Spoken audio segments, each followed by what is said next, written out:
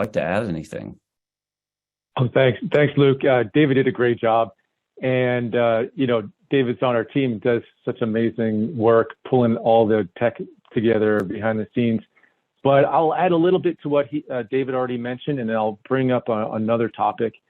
So when it comes to using the system that you just talked about, Luke, it's really important to make sure it's registered correctly. So imagine, I happen to be a neuroradiologist, and so if I'm looking at a CT scan or an MRI scan, it comes over on a PAC system, a computer system, in 2 dimensions, slices, almost like a loaf of bread would be sliced. And looking at that is not very intuitive for most people unless they've done this for decades.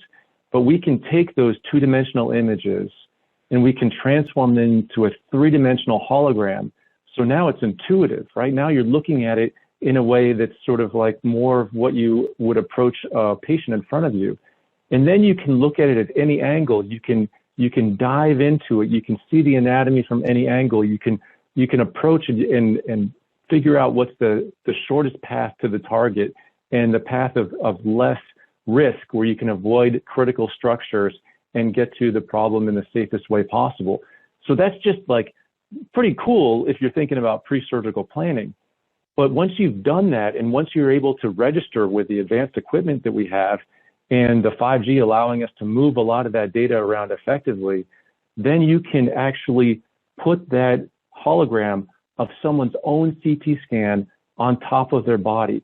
And when it's registered correctly, like you're saying, Luke, when you register it accurately, then you can actually have 3-dimensional X-ray vision. You can lean in and look into somebody. You can change the opacity, and you can see both what it would look like with some of the deep anatomy visualized while you're seeing the real physical body in front of you.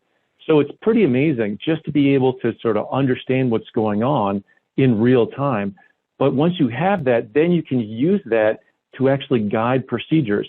And so we've been doing a lot of work in the lab in like these devices called phantoms, which are, realistic representations of people.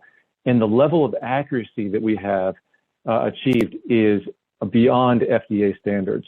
So the potential that we have is tremendous to transform how we provide care, from going from a place where we did procedures blind, where you just sort of going for it and hoping for the best, to having precise localization on the order of millimeters to provide better care, where people have a smaller incision, where they have faster recovery because there's less complications.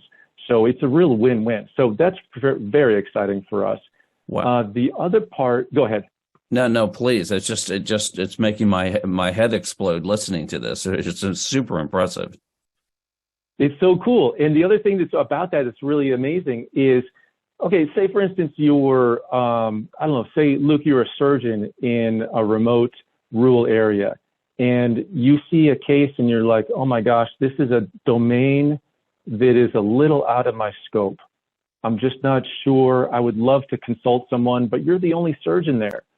Wouldn't it be great if someone from another place, from a major university from the other side of the country, could come in and give you advice, see exactly what you're seeing, to point out like, hey, it's this thing with a holographic overlay and not that thing that you want to get.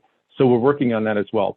And so this sort of touches a little bit to what we talked about earlier with the holographic teleportation, which is the ability to have these interactions at a distance where people can be physically in different locations, but virtually in the same place. And I could talk about that for a long time, but there's so much. Yeah, and essentially almost zero latency